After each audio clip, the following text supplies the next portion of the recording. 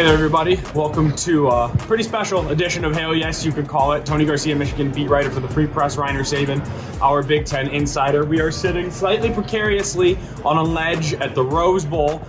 This is where Michigan just beat Alabama 27-20 in overtime to go to the national championship. You say that sentence out loud, it really kind of hits home. Wow. Down 7, final minute, gotta have it. Big comeback by JJ. Then another touchdown in overtime, a defensive stop. Reiner, that was a big one.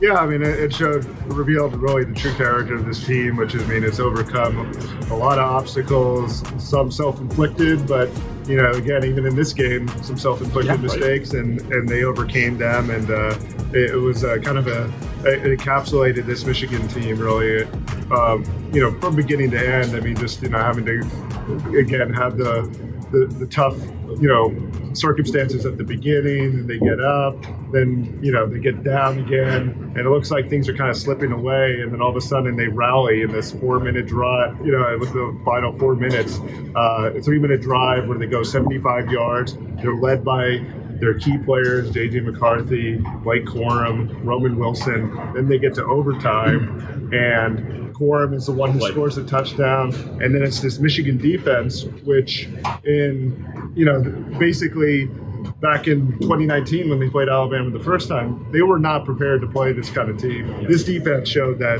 it's SEC caliber and it's ready for national championship. Yeah.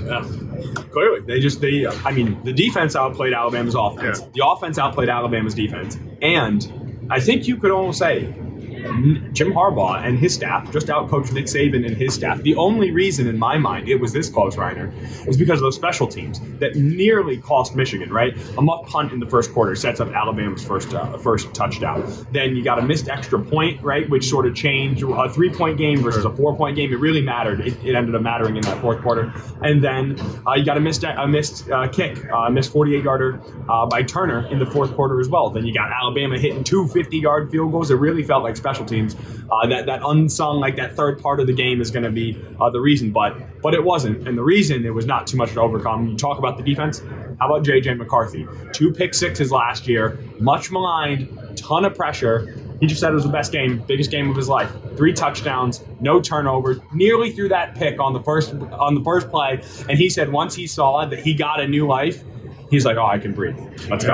I mean, and it's, you know, again, for this Michigan program where it was, again, after the 2020 season, 2-4, I mean, there's a lot of talk about, like, what's Jim Harbaugh's, you know, tenure really look like. I mean, it kind of looked like a failure at that time. You know, it could have beat Ohio State. They come back, they beat Ohio State. They've won 3 straight Big Ten titles. Then people were saying, well, they can't really, you know, finish the job in the CFP on the national stage, and they can't beat an SEC level team. Well, here they are. They just took down Alabama, came back on them, and then, you know, had what it took to defeat them in overtime. Really came up with the big play with, again, Corum's run, and then, you know, a sack, and then holding him 2 yards short of the end zone on 4th down.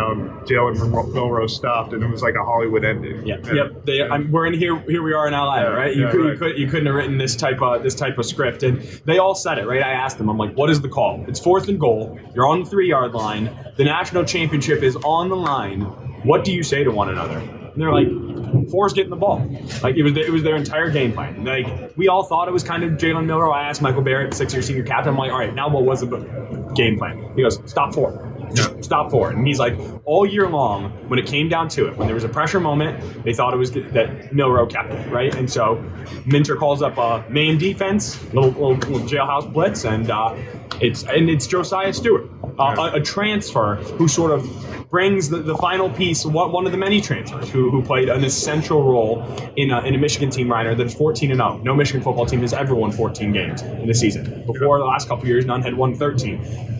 They continue to do things that have never been done. Yeah, I mean, you know, again, generally they've been a strong a team that executes. I mean, obviously they had the special teams mishaps in this game and didn't play a totally crisp game. But when the chips are down and they had to get it going, like they found something deep within themselves to be able to muster what it took to overtake Alabama. And it was a liberating feeling. I think the Michigan players are going to go into the national championship game with the monkey off their back and just kind of free and loose and able to kind of know that they belong on the stage. Like, there's no questions anymore that Michigan football is back, that they don't have any doubts left, really, as far as that's concerned. And regardless of even what happens in the national championship game, they've proven that. But this is obviously their goal all along. It's been the goal since Blake Corum went on that court in the Chrysler Center and said, we're going to go win a national championship and go down in history. And here we are. It's about to happen, maybe,